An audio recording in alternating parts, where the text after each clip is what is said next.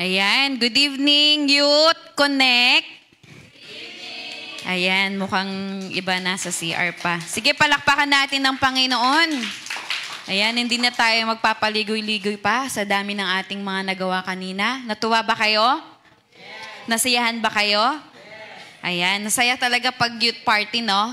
Siyempre masaya din, mas masaya pag youth group. Tama? So, pag youth party, sama-sama tayo dito. And then, siyempre, month of ano na ngayon? Sumisilip na ba si ano? Malapit na naman siya sumilip, ilang buwan na lang. So, dahil July ngayon, panibagong buwan, panibagong series tayo. Ano yung series natin na nakaraan? 3 buwan halos natin yun pinag-aralan. Ano yun? Standing in the gap. Alam ko, marami tayong natutunan doon on how are we going to stand in the gap. Diba? Magkakaroon tayo ng concern sa iba. How are we going to stand up, to step up? Amen? Marami kayong natutunan. So ngayon, panibagong topic ang ating series, ang ating pag-uusapan. So ang ating series ngayon ay Prime Target. So pag sinabing prime target, yun yung yun nga, from the word prime target, yun ang pinaka-target natin. Yun ang pinaka-main focus natin. May goal tayo at yun yung hihit natin, ita-target natin. So pag-usapan natin ngayon, narinig nyo na ba yung salitang, Yes, Lord? Pamilyar ba kayo dito? Palagi bang naririnig to sa church? Palagi nyo ba tong nababanggit pag nagpe-pray kayo? Kunyari may nagpe-pray dito sa harap. Kayo ba yung uma-agree ng Yes, Lord? Isa ba kayo sa mga nag-Yes, Lord? Ano pa? Saan pa natin naririnig yon? Pag may camping, ano pa? Sa youth camp, worship, ano pa? Pag nagpe-prayer, pag nag-a-agree kayo ng prayer, sa message. So, ano na to sa tenga natin? Hindi siya yung ordinary, hindi siya yung ngayon lang natin narinig. Palagi na natin naririnig. At yung word na yun ay? Yes, Lord. So pag-usapan natin, yes, Lord. A life that pleases God. So sobrang pamilyar na sa atin itong salitang ito. Pero, di ba kapag ito ay napapakinggan natin, nasa gitna tayo ng worship, prayer, either nasa youth camp tayo, ibig sabihin mataas yung emosyon natin. Di ba? Nandun yung emosyon mo na talagang ibubuso, yes, Lord! Pag nagpe-pray, pag nag-worship, kumakanta. Di ba? But the question is, ang question natin ngayon, papaano kapag wala na yung emotion? Yung ganong vibes, kayo na lang. Pag wala na yung hype na yun, hindi iba, hype. Pag wala na yung hype, hindi na mataas yung emosyon natin. Pag dumaan na yung mga bagyo sa buhay natin, pag dumaan na yung mga iba't ibang struggles, pag alis natin dito sa church, paglabas pa lang natin, nasubok na ang yes, Lord natin. Is your yes, Lord still standing? Nakatayo pa rin ba ang nag-yes, Lord? Diba kapag ba may kanta na yes, Lord, parang naiisip ko na, yes, Lord, nakatayo pa rin ba kayo? At naninindigan sa salitang yes, Lord? So ito'y katanungan sa atin. Kasi bilang mga kabataan, di ba sa panahon na ito, uso sa atin ngayon yung mga reward system. Pag sinabing reward system, gagawa ka, kikilos ka kasi may reward, may kapalit, may blessing. Kaya sanay tayo sa mga ganon. Kahit saan, sa school, sa trabaho, saan pa? Sa mga bagay na laging may kapalit, laging may reward, laging may blessings. So kumbaga, palaging may kapalit. Kaya sometimes, nakikarry na to sa mindset natin, sa faith natin, na pag nag-aral ka na mabuti, magkaka-honor ka, magkaka-medal ka, pag tumulong ka, mapapansin ka, tama? Pag faithful ka, ibe-bless ka ni Lord. Ano pa? Pag magta-tithes ka, ibabalik sa'yo yun. Kaya yung iba, ang motivation nila pag nagta-tithes, magta-tithes ako kasi doble itong bibigay ni Lord. So, times 2, times 10. Diba? O, ito, times 10 ko yung tithes ko para times 10 din mabalik. So, dodoble. Parang ginawa natin tong transaction sa Panginoon. So, we are always driven by blessings. Ginawa yung paluwagan si Lord. Diba? So, we are always driven by blessings. Ganyan tayo. Siyempre, hindi lang tayo mga kabataan. Almost lahat ng mga tao, driven by blessings. Kikilos tayo because there is a reward after the things na ginagawa natin. Susunod tayo dahil may benefits na makukuha. Pero si Lord, alam nyo, hindi hinahanap ng Panginoon yung reward-driven obedience. Ano ibig sabihin ng reward-driven obedience? Na susunod ka lang kay Lord kasi may inaantay kang blessing. Susunod ka lang sa Kanya kasi alam mo may kapalit. Yun yung nagpapamotivate sa'yo. Blessing, kapalit, benefit. Ginawa mong si Lord parang tagabigay ng benefits. Employer mo at ikaw empleyado na pag ginalingan mo, bukod sa sahod mo, meron kang bonus. So, hindi pala yun ang hinahanap ng Panginoon. Not a reward-driven obedience. But the Lord wants is an obedience, a total obedience. Total obedience ang hinahanap ng Panginoon. At hindi lang total obedience, He wants a surrendered life. Gusto ng Panginoon ang buo at taos puso nating pagsunod sa Kanya at ang pag-surrender natin sa Panginoon.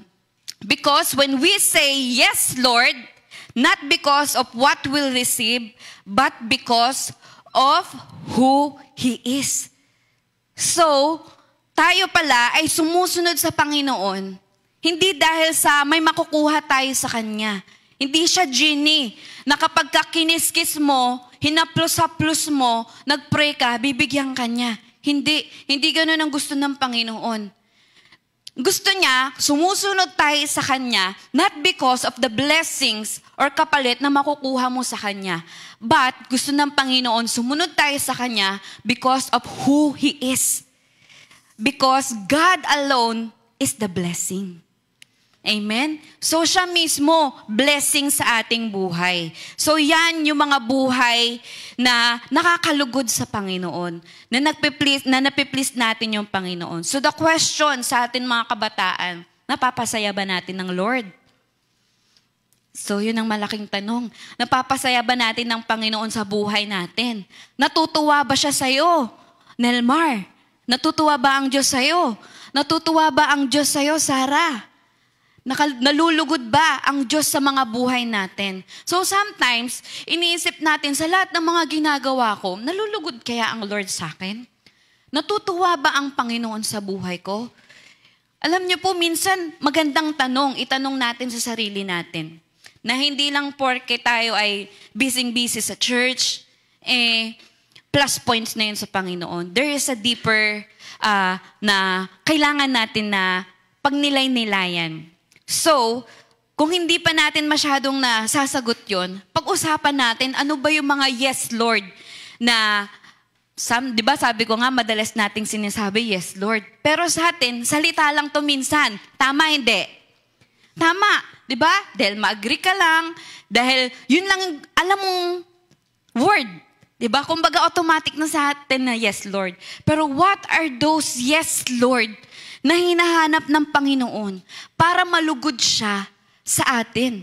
Kasi nga, ang target natin, our prime target is to please God.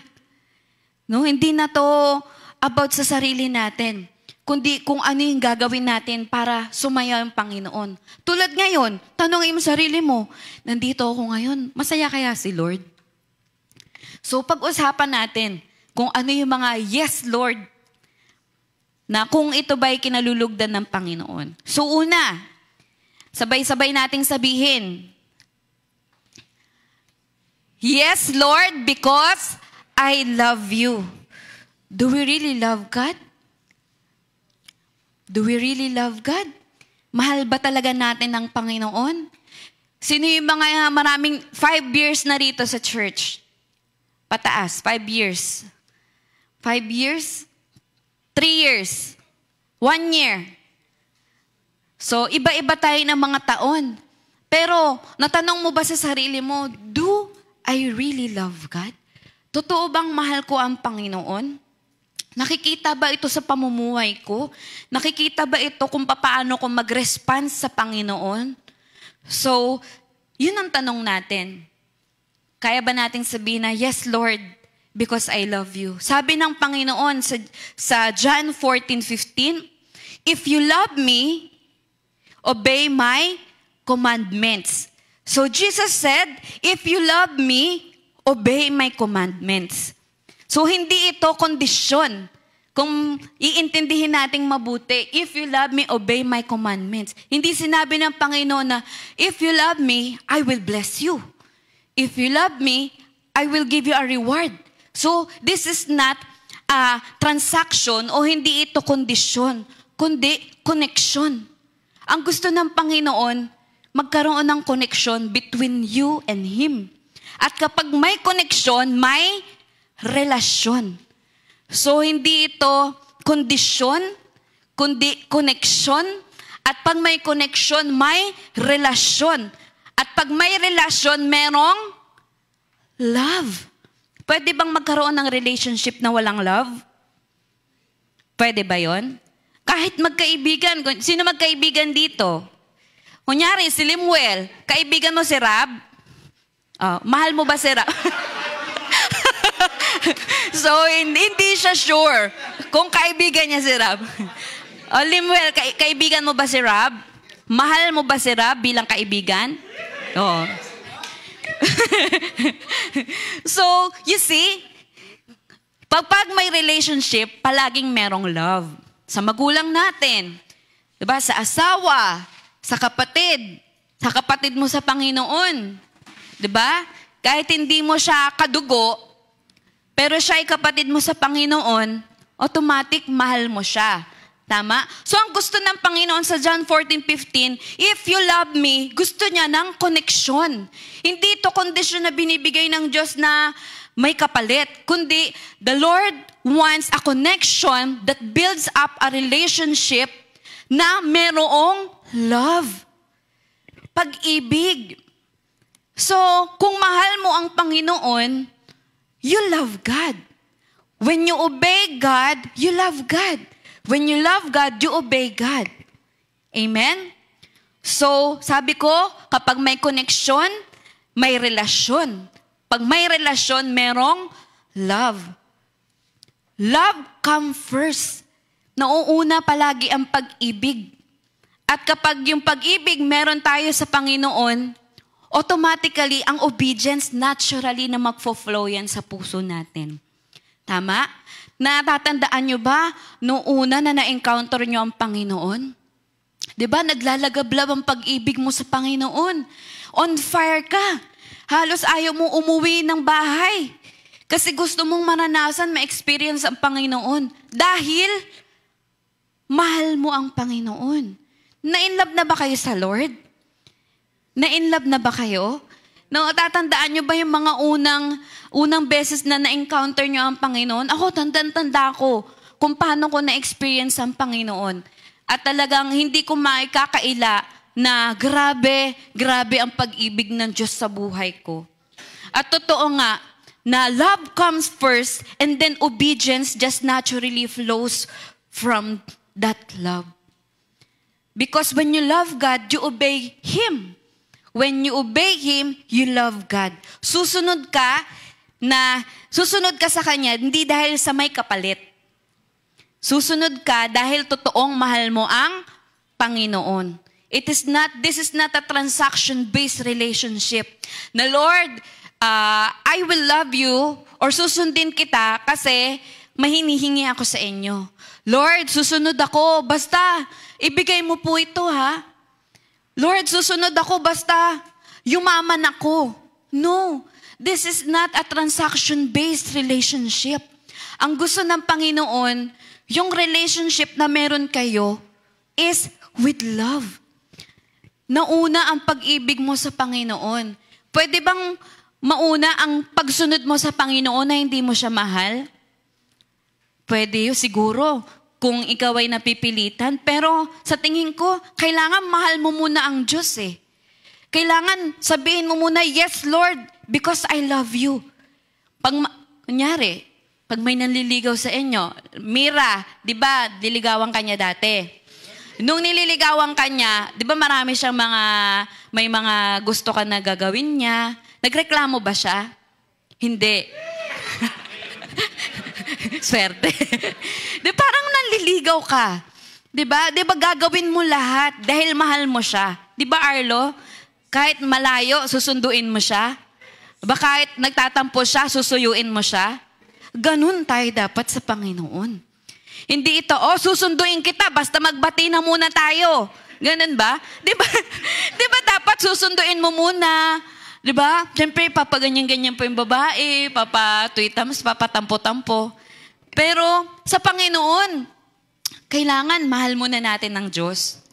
Unahin natin na ma-establish yung pag-ibig natin sa Panginoon. This is not a transaction-based relationship because when you obey without love, it's just following rules for the sake of it. Kapag ka walang love, yung obedience mo, para ka lang sumusunod sa rules na ganito dapat, kasi kailangan, ganito dapat, dahil yan yung qualification. But when your obedience comes from love sa Panginoon, it turns into true dedication, true devotion. Pag may love yung obedience mo sa Panginoon, naturally magfo-flows yan sa inyo, yung obedience. Na regardless of anything, regardless of what happened, I will obey God because I love Him, because I want to make God happy. That's it. Naiintindihan po ba natin? So ito ay hindi simpleng obedience sa Panginoon, but this is a love-driven obedience. Amen? Hindi ito yung, yes Lord, kasi takot ako, kundi, yes Lord, kasi mahal kita. Hindi ito, yes Lord, gagawin ko basta ibigay mo kundi, yes Lord, basta para sa'yo. Medyo cringy yung mga salita, pero yun kasing kailangan ng Panginoon eh. Kung gusto mo at yung target mo mapasaya ang Panginoon, you will do everything for Him. Amen? Out of love. Kapag mahal mo si Lord, hindi mabigat sumunod. Again, kapag mahal mo si Lord, hindi mabigat sumunod. Hindi siya yung parang checklist na nasunod ko ba? Nagawa ko ba? Teka, check ko. Hindi ito parang checklist na kailangan tapusin mo o makumpleto mo para makapasa ka sa paningin ng Panginoon. Instead, yung obedience natin, it is a joyful response natin sa Panginoon na sinasabi natin na, yes, Lord, mahal kita, kaya susunod ako. Nothing more, nothing less. Because love turns obedience from a burden to a beautiful response. So, sabi ko nga, kapag mahal mo ang Panginoon, hindi mabigat ang pagsunod sa Panginoon. But it will become your purpose, your response, a joyful response sa Panginoon. Halimbawa, isipin natin yung mga nanay natin araw-araw. 'Di ba? Yung mga nanay natin, naglalaba, nagluluto, yung iba nagtatrabaho pa, nag-aasikaso sa atin, nagpapaligo pa ng mga kapatid natin kung may maliliit tayo. Nakakapagod hindi? Nakakapagod. Kung sa iba or sa atin, nakakapagod yung tingnan. Pero sa mga nanay natin, fulfillment sa kanila yon. Because they are doing that out of love. So hindi mabigat sa kanya, ano ba to? Maglilinis na naman ako. Ganun ba ang mga nanay nyo? Parang natatawa. Baka ganun nanay dahil din yung tinutulungan. Hindi, ibig sabihin, yung mga nanay natin talagang multitasking yung mga yan. Ginagawa nilang lahat. Kahit pagod sila, kahit may nararamdaman sila. Because they love us. So, ganun din ang pagsunod natin sa Panginoon.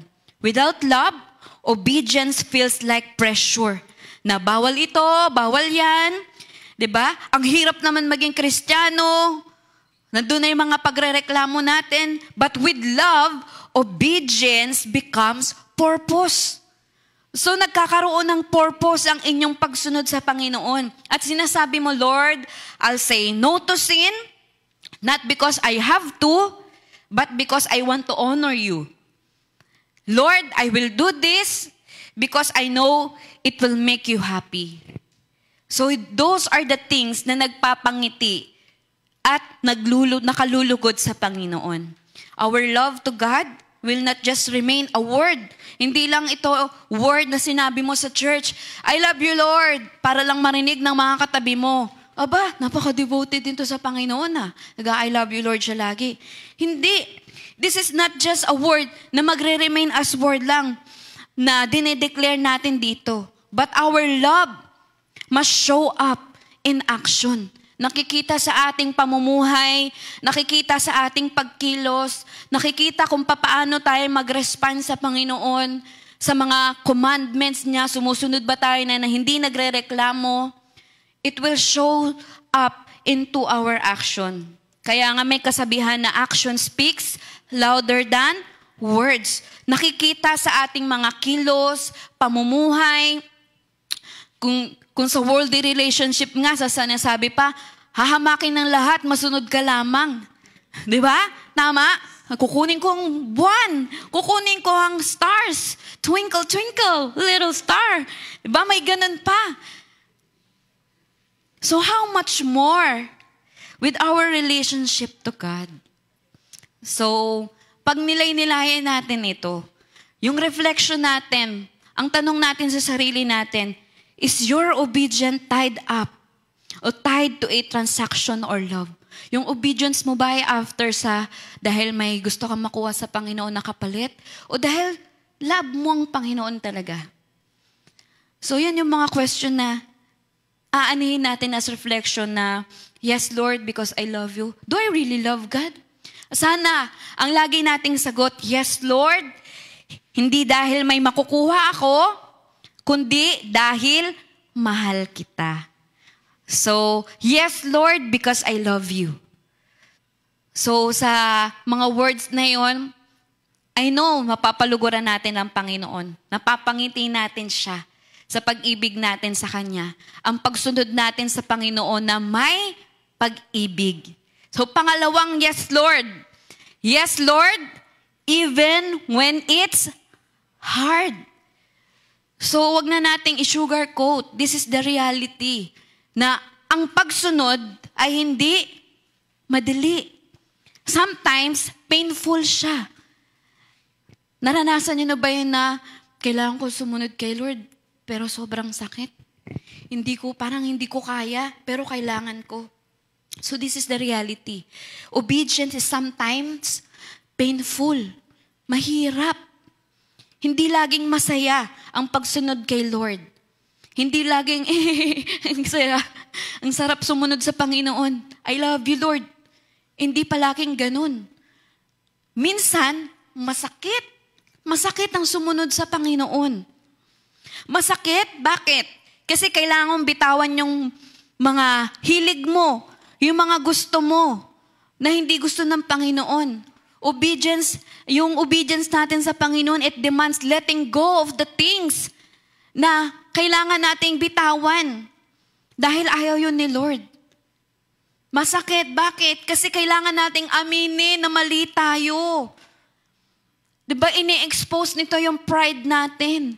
Kailangan natin ibaba yung pride natin at itaas ang Panginoon sa buhay natin. Masakit. Masakit ba o mahirap bang sabihin na mali ako? Tama? Sa mag-asawa. Kunyari, sa mga nanay-tatay nyo, nag-away sila. Sino nagsusorry? Tatay nyo lagi. Diba nagsusorry sila? Sometimes nagsusorry. Yung nanay, yung tatay, mahirap mag-sorry. Lalo na sa mga asawang babae, mga nanay natin, na sila yung mali, pero yung tatay yung magsasorry. Pero mahirap. Diba? Mahirap mag-sorry. Sige, bababa ko yung pride ko para lang maging maayos kami. So, ganun yung pagsunod. Masakit. Kasi kailangan nating aminin yung mali natin. So, ini-expose nito yung pride natin. Masakit kasi minsan, hindi mo maintindihan kung ano yung plano ng Lord. Kaya hindi mo rin alam kung ano ba yung ikikilos mo. Diba? Dinadidisrupt nito yung plano mo. Ito yung plano mo na pinagpipray mo sa Lord. Pero hindi yan yung plan ni Lord. So, kailangan mo siyang i-give up. Masakit, hindi. Masakit. Oh, tulad ni Brother Mikel. Gusto niya, sa UP siya mag-aral. Pero ang sabi ng Lord, hindi. Hindi ka sa UP. Dito ka sa school na to. Masakit, hindi. Masakit. Dinibdib niya yun. Pininiyak niya sa Panginoon yun. Mahirap. Masakit. Mabigat. Ang pagsunod minsan sa Panginoon. Pero, mga kabataan, tandaan natin, obedience is not about our comfort. It is not about our comfort, but it is about commitment. Pag mahal mo ang Panginoon, you commit to obey Him no matter what. Kahit pa masakit, mahirap, but if you want to obey God because you love Him, you will do it. You will give up. Hanggang kailan yung commitment natin? Yung commitment natin na hanggang kailan ka susunod sa Panginoon. Commitment mo na isurrender yung mga bagay-bagay na hindi napiplease ang Panginoon. Akala natin okay to, pero hindi pala napiplease ang Lord. Matagal na pala siyang umiiyak. Bakit ganito yung anak ko? Hindi niya ba alam na hindi ako natutuwa? Hindi ba niya alam na malungkot ako pag ganito? Siyempre, mahirap yun, di ba? Pero dahil sa ikasasaya at ikatutuwa ng Panginoon, we will surrender to God. Because we love God. We obey God. Di ba? Part of obedience is surrender and commitment. Surrender is not just about saying yes. It is also about saying no to everything else that competes with Christ in your heart. So, ang pag-surrender natin na hindi lang siya puro, yes, Lord, sige po, aanuhin ko na po to. Pero, ang sabi ng Lord, no din. Ang surrender, it's about saying no. No sa pride, no sa kasalanan, ano pa, no sa mga bagay na gusto mo, pero hindi gusto ng Lord. Lahat yan.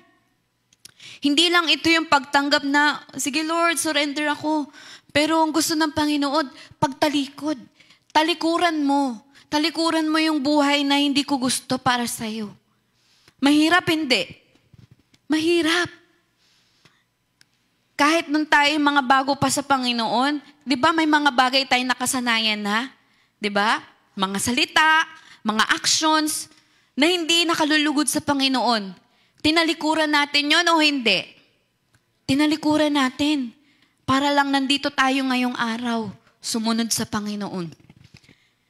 Mahirap ang pagsunod sa Panginoon. Pero dahil it is not about our comfort, it is about our commitment to God, we will do it. Sabi nga sa Romans 12:1, offer your bodies as a living sacrifice, holy and pleasing to God. This is your true worship. Sabi, offer your bodies as living sacrifices. Ibig sabihin, buhay ka pa. Nakasurrender ka na sa Panginoon. Buhay ka pa. Nakakommit ka na sa Panginoon. Amen? So, nag-aaral ka, pero para kay Lord. Nagsiserve ka kahit pagod ka. Nananahimik ka kahit gusto mong sumagot. Gusto mong makipag-away. Gusto mong makipagdebate. Nagpapatawad ka kahit nasasaktan ka. Mahirap o hindi? Mahirap. Sabi sa Matthew 16:24, if anyone wants to follow me, let him deny himself, take up his cross, and follow me. Hindi sinabi ni Jesus na follow me when it's convenient, follow me when your friends approve, follow me pagka okay ka na, pag okay na sa'yo. Hindi sinabi ng Panginoon yun na pag feel mo na, sige, tsaka ka sumunod sa akin. Hindi niya sinabi. Ang sinabi niya, deny yourself. Deny yourself. Ibig sabihin, hindi ikaw ang bida. Hindi, it is not all about us. It's about God. Hindi ikaw ang bida, siya. So, if you want to follow God, you must deny yourself. I-deny mo ang iyong sarili. Alisin mo yung sarili mo sa comfort zone. Dahil, ang gusto ng Panginoon, na hindi lang siya addition sa lifestyle mo. Hindi siya addition sa pag gusto mo lang si Lord, i-add mo lang siya sa buhay mo. Hindi. Following God is not about adding Him to your lifestyle. It's about laying down your lifestyle to His Lordship. So, hindi siya yung pag-type mo lang, gusto mo lang sumunod sa Panginoon, tsaka mo ikikerry ang Lord sa sarili mo na, I have God in my life. No, hindi. Once na gusto mong tanggapin ang Panginoon, gusto mo siyang sundin, we must deny ourselves. Dahil ang Diyos po, ay hindi siya isang application na ida-download mo lang kasi gusto mo na maranasan si Lord. Hindi siya yun, kundi siya mismo yung operating system. Siya mismo yung nagpapagana. Hindi siya yung parang add-on lang na, di ba may mga add-on sa pagkain, sa mga application na, add-on ko lang to. Hindi siya yun, kundi siya mismo yung author. Siya mismo yung author, siya mismo yung operating system. Kaya kahit ano pa, yung i-ask sa atin ng Panginoon, na kunyari, Sarah, huwag ka na mag-nurse. Dito ka na lang sa akin. Althea, huwag mo na tong gawin. Dito ka na lang sa akin.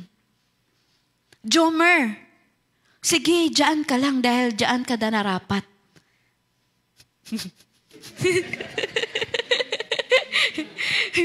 So, kahit ano pang i-ask sa atin ng Diyos, na isuko ngayon para makasunod ka sa Kanya ng buo.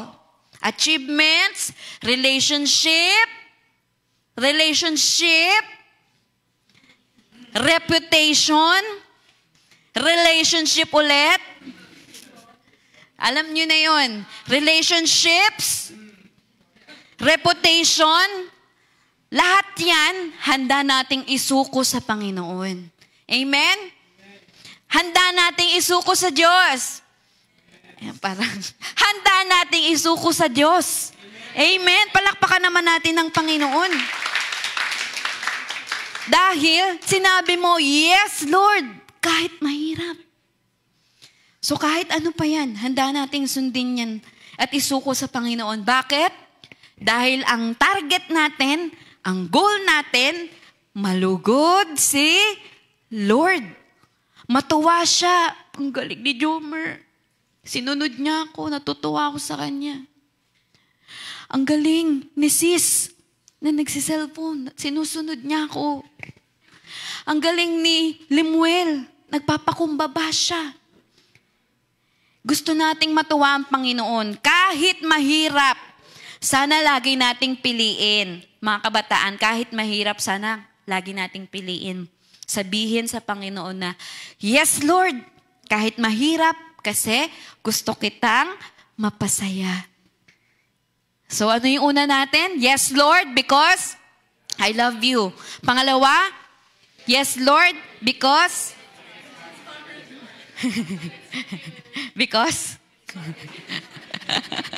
because yes, Lord, even if it's hard.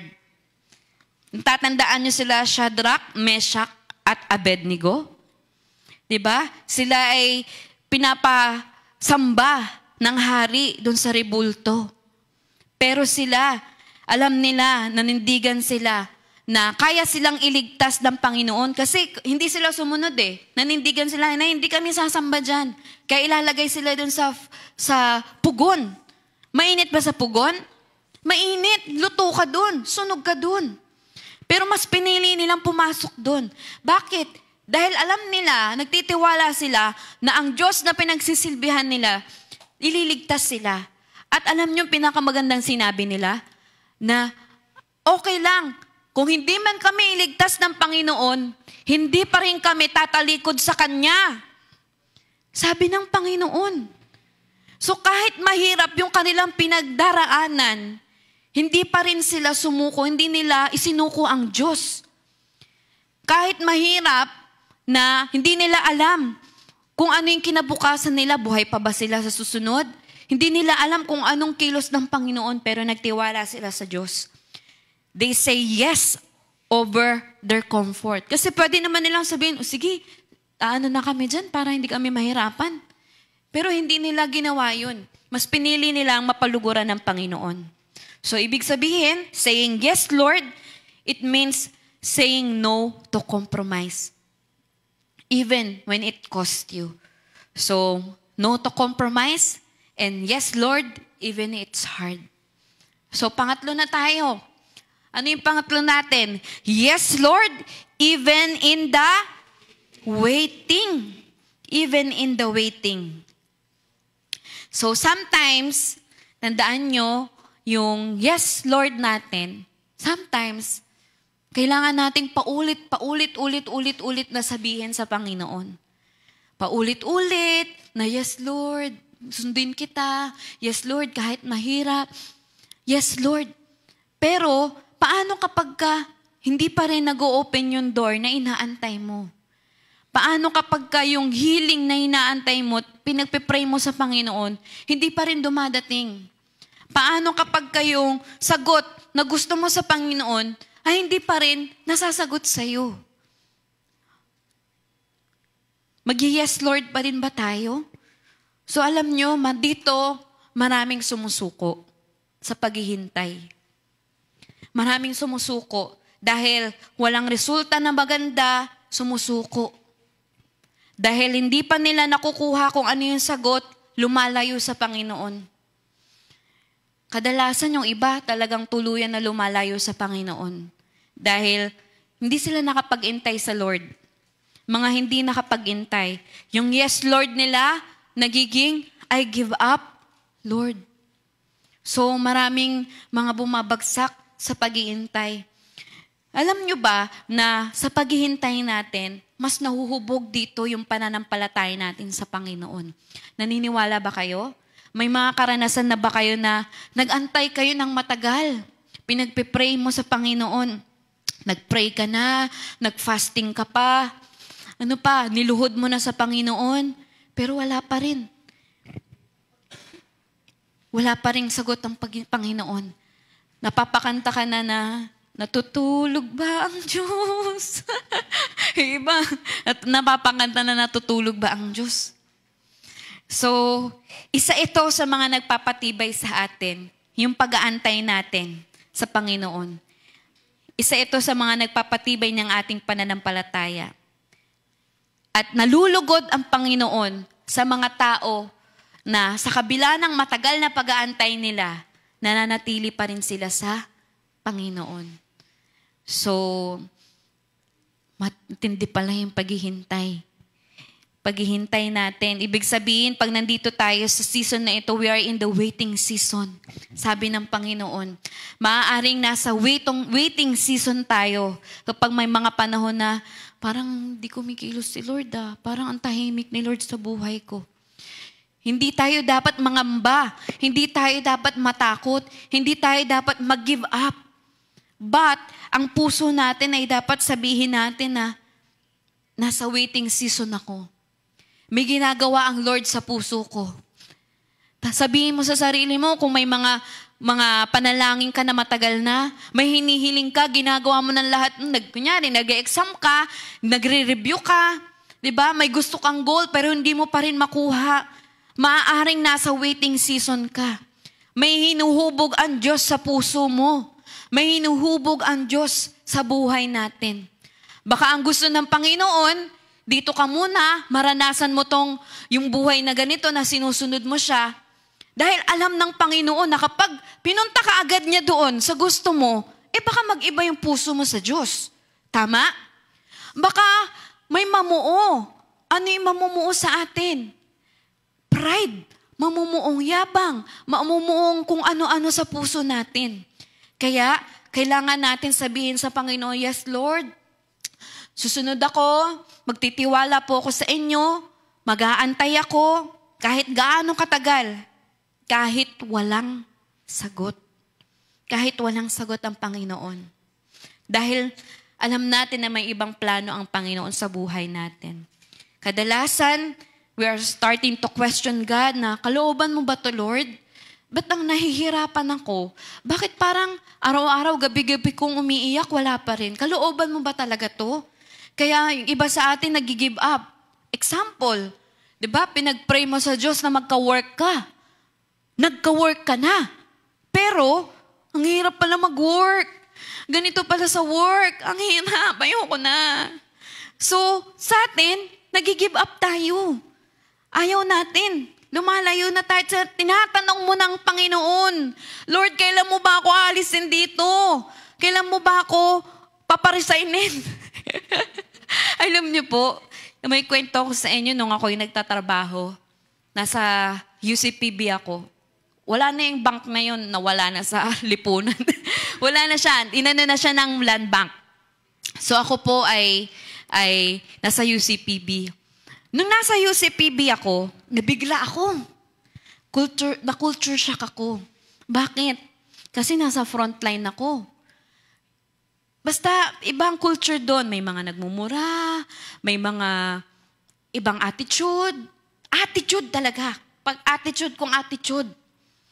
Ako, bago ako, Lord, ayoko na dito.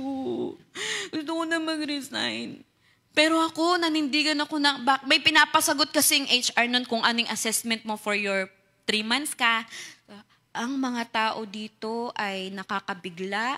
May mga nagsasalita ng mga hindi kaaya-aya, lalo na pag may customer. So, ipapasa na yon, nakatiklop na sa envelope. Pinatawag ako ng manager. Sabi sa kanya, ng operation head, Grace, pakibura na lang daw yung sinulat mo. Pakibura na lang yung sinulat mo kasi baka makita ng HR. Yun na nga yung gusto ko makita ng HR para magkaroon ng liwanag dito sa mundo nyo. So, sa madaling salita, hindi ko binura. Ewan ko kung anong ginawa nila. Basta ako, nag-hands off ako doon. Hindi ko binura kung ano yung sinabi ko. Kinabukasan, to make the story short, binubuli nila ako. Kunyari, teller ako na, number 1, ay parang hindi nagmilo, walang energy. Number 1, as in, lahat ng pambubuli na kaya mong isipin na talagang naranasan ko. Kaya nagpapasundo ako sa boyfriend ko. Umiiyak ako. Ayoko na dito. Lord, ilalis mo na ako dito. Yung kakaiyak ko, umabot ako ng 5 years. Sabi ko, Lord, naisip ko na, pagtanto ko na, alam niyo po nung 5 years na yon, na sa puso ko, ay naipanalo ko sila sa Lord. Dahil ako po isang Christian doon. May isa ring Christian doon. Pero hindi sila maano sa Christian kasi ngayon kasama ko na yon, umiinom din. Talagang hindi siya namumuhay as Christian. Pero dahil may paninindigan tayo, ikaw yung binubuli. Pero alam nyo, lagi kasi silang nagpe-pray doon tuwing umaga, may nakasulat sa kanila, ayoko sundin yun. So nag-pray ako ng sarili ko. Sabi nila, bless na bless kami sa prayer mo, sis. Hallelujah, hallelujah. Alive, alive. So, alam nyo, tinanggap ko lang lahat yon. Pero nung panahon na nasabi nila, Grace, ikaw na lang daw mag-pray kasi powerful daw yung prayer mo. Hindi ko ina-take as sarcastic ba to o ano. Pero alam nyo, tinitake ko yon dahil ito na yung pagkakataon na ma-share yung word ng Panginoon sa kanila. Sa tagal kong pag-aantay, umabot ako ng 5 years para lang sabihin at makita ang Panginoon sa buhay ko. Hindi ako sinasabi sa Biblia. Hindi ko sinabi yun sa kanila. But by my prayer, by the way I talk, sa pamumuhay ko, alam ko nakita na nila yun. At alam nyo, umalis ako sa UCPB na malungkot sila. Umiiyak yung manager namin. Kasi aalis na daw ako. Bye-bye! Pero alam niyo, masaya ako kasi nag-iwan ako ng legacy. Wow, legacy. Nag-iwan ako ng bakas. na may isang Kristiyano, may isang Christian na tao na nanindigan. 'Di ba? So, in short, going back to our lesson, na kahit gaano ka nag-aantay, hindi mo alam yung plano ng Lord sa buhay mo. Pero pag sinabi niya na, wait, take a pause, stop ka lang dyan, dyan ka muna. We must obey the Lord. Because we don't know kung anong tinuturo ng Lord sa buhay natin. Hindi natin alam kung ano yung better o best na plano ng Lord. Yun pala, ang plano ng Lord, nandito ako ngayon. Nakatayo, hindi ako nag-work, nag-overtime. At nakapag-asawa ko ng isang pastor. Nagkaroon ako ng anak, ng maayos na buhay. Hindi kami mayaman na mayaman. Mayaman lang. Hindi kami mayaman na maraming ganyan pera. Pero mayaman kami sa pag-ibig ng Lord, pag-ibig sa pamilya, pag-ibig sa inyo. Di ba? Kayamanan na yon. Di ba? Masasabi mo na, Lord, thank you. Kaya nga, naiiyak ako pag lagi kong naiisip na, Lord, ang dami kong hirap. 10 taon sa pamilya ko. Minubugbog ako para lang pero tinayuan ko ang Panginoon. Nasabi ko, Lord, ayoko ng ganitong buhay. Pero hininto ko yun na magtanong sa Lord. Gansa, umalis na ako sa company. Nakapag-asawa ako. Sabi ko, Lord, thank you. Kasi ang saya pala mabuhay basta para sa'yo. Okay. Cut. Cut. Nakakatuwa lang ang Lord. Pag iniisip mo na sa dami ng mga pinagdaanan mo, para lang ipaglaban yung Diyos. Alam niyo yun? Na-realize niyo ba yun sa buhay niyo? Na ang dami mong pagsubok, kumbaga parang may hila-hila ka. Dati nga sabi ko sa sarili ko, Lord, para akong agila, ibon. Gusto ko lumipad ng lumipad. Pero may mga angkla ako, alam niyo yun? Ganun yung nararamdaman ko. Pero sabi ng Lord, wait ka lang. Magantay ka lang. Magantay ka lang. May magandang plano ko sa iyo. At nandito ko sa inyong harapan. Patotoo yan na ang pagsunod sa Panginoon, kahit mahirap, pero hindi siya pabigat. Dahil mahal mo ang Diyos, na kahit mahirap na sumunod sa Diyos, pero kapag binigay mo yung buhay at puso mo sa Kanya, kahit gaano kakatagal na nag-iintay sa Kanya, laging ang Lord pa rin yung target natin, yung goal natin na mapasaya. And I pray na napapasaya natin ang Diyos sa mga buhay natin. Kahit anong meron na sa harap natin, we will celebrate the goodness of God. Sabi nga sa Habakuk 3:17-18, though the fig tree does not blossom, yet I will rejoice in the Lord. So hindi siya nag-celebrate dahil may abundance, may bunga, o may papakinabangan ako. Pero nag-celebrate siya, pinagse-celebrate niya yung absence ng resulta. Na kahit walang resulta, kahit walang harvest, kahit walang sagot ang Panginoon, magpupuri ako sa Diyos. Amen? Magpupuri. Natatandaan ko na naman ang isang kwento. Kasi kami po na Pastor Clive, last year, kami pinag-pray namin sa Panginoon na yung business na CDP, mag-e-extend kami. Yung mag-e-expand. Pinag-pray namin sa Lord yun. Na next year, 2025, mag-hire kami ng tao, mag-e-expand kami, magmamarket kami. Kasi we're expecting na lalaki ito, mas lalaki pa, marami mga clients, maraming mga ganito. Dumating ang 2025. January, 1, 2 ang project. Pero may tao na kami, empleyado. Si Liwi nga pala. 1, 2, wala. Pero nagpapasahod. February, dumaan ng February, March, April, May. Ilang buwan na yon? Ilang months? Wala. Nagalaw na namin ang ipon namin. O yun, nagalaw ang ipon. Yung mga remaining money pocket ko. Pocket money. Pocket money. Nagalaw na kasi gustong ko tumulong. Mawawalan na kami ng pera. Pero mabait ang Lord.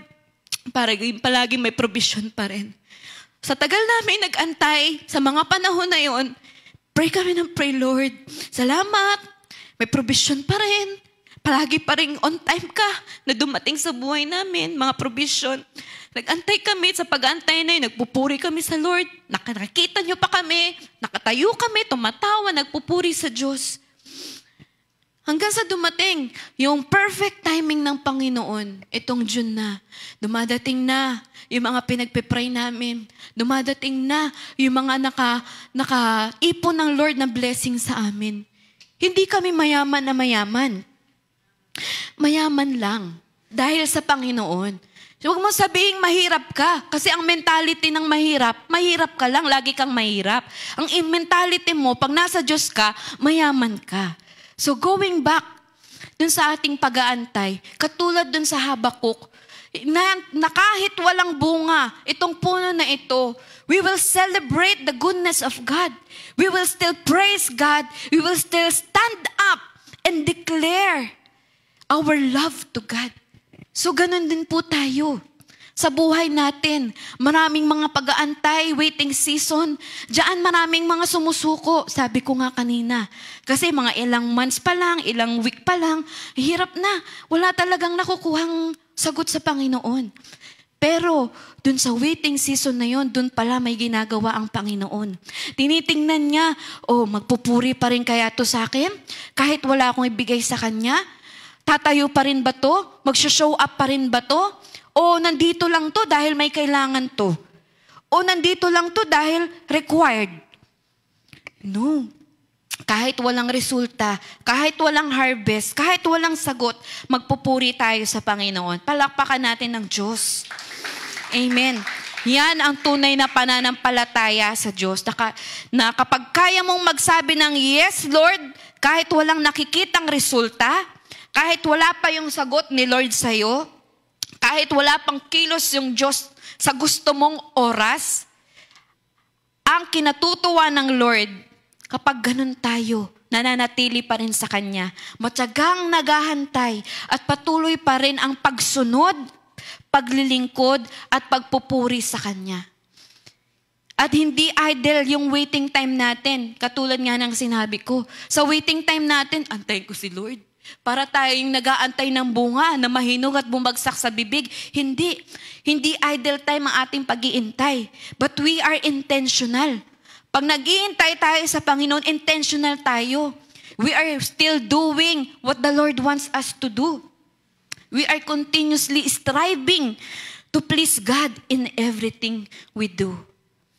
So, our reflection, are we trusting God more than our timeline? Pinagkakatiwalaan ba natin ng Panginoon more than dun sa timeline na gusto natin na mangyari ito? We are going to still say yes kahit walang harvest, kahit walang mga dumadating na blessing. Sana, lagi pa rin nating piliin na, yes Lord, kahit wala pa sa harap ko ang sagot, alam kong may ginagawa ka sa puso ko, kaya susunod ako. So number 1, ano yung pinag-usapan natin? Yes, Lord, because I love you. Yes, Lord, even if it's hard.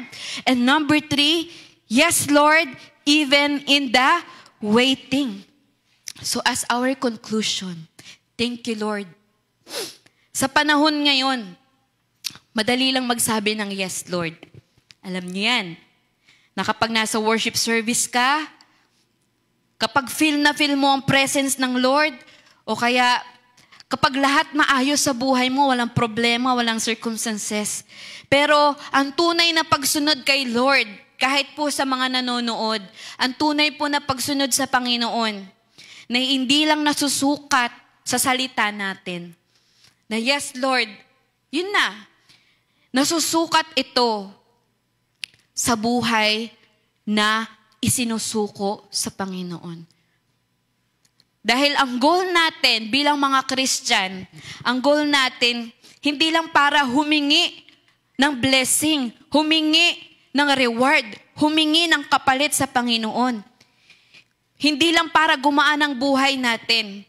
Ang goal natin o ang prime target natin, mga Christian, mga kabataang Kristiyano, ang prime target natin ay mapasaya si Lord. Wala nang iba. Mapasaya siya, malugod siya, mapangiti natin siya. Hindi dahil may kapalit, kundi dahil mahal natin siya at karapat-dapat siya. Basahin nga natin lahat ang hindi dahil may kapalit, kundi dahil mahal natin siya at karapat-dapat siya. Praise God. Dahil hindi nai-impress ang Diyos sa mga hype o sa mga emotion feels, sa galing, sa dami ng mga followers o likes mo. Ang tinitingnan niya yung puso na nananatili. Yung puso na nagsasabi na araw-araw, yes Lord, kahit mahirap. Yes Lord, kahit walang sagot. Yes Lord, kahit hindi ko naiintindihan o hindi ako naiintindihan ng iba. Yes Lord, kasi mahal kita. And that is the life that pleases God. Hindi perfect ang buhay, hindi rin komportable, pero dahil mahal natin ang Panginoon and we have the surrendered life and obedient life sa Panginoon, makakaya natin. Because in the end, sabay-sabay po nating basahin ito, a life that says, yes Lord, is the life that brings joy to the heart of God. And that's the life worth living. Palakpakan natin ng Panginoon. Sana sa mga napakinggan natin, yung yes Lord natin ngayon, mag-iiba na yung paningin natin. Yes Lord, dahil mahal natin ang Panginoon. Yes Lord, kahit mahirap. Yes Lord, kahit sa pag-iintay, susunod ako because gusto natin mapangiti ang Panginoon. So, maraming salamat sa atin. Let us pray. Tayo po tayong lahat. Salamat po, Panginoon. Hallelujah. Let us dedicate our life to God once again. Panginoon, maraming salamat. Maraming salamat, Lord. Once again, our hearts ay na-revive, na-refresh. Lord, napaalalahanan na we are not just saying, yes, Lord, by just a word, but we are saying this because we want to please you, Lord. Gusto ka namin mapasaya, mapaluguran sa aming mga buhay. At Lord, sana po sa puso namin, Lord, ang mga napag-aralan at natutunan namin na kahit mahirap ang buhay, kahit nasa pag-iintay namin, Panginoon, we will still say, yes, Lord, because we love you, because we want to obey you, Lord God. We thank you, Lord. Tulungan mo kami na magampanan ang buhay na nais mo para sa amin. Tulungan mo kami, Lord God, na lagi, Panginoon, masunod ang inyong nais. Sapagkat, Lord, gusto naming itanim sa puso't isip namin that our goal as a Christian, our goal as your child, Lord, is to please you, to make you smile, to bring joy to you, to bring glory to you. Hayaan mo kami, Lord, maging karapat-dapat na mga kabataan na nag-aalay ng aming buhay sa inyo. Bagampanan nawa namin ito, hindi lamang sa salita, kundi sa gawa. Salamat, Lord, sa mga katuruan na ito. Samahan mo kami sa pangalan ni Jesus. Amen. Amen.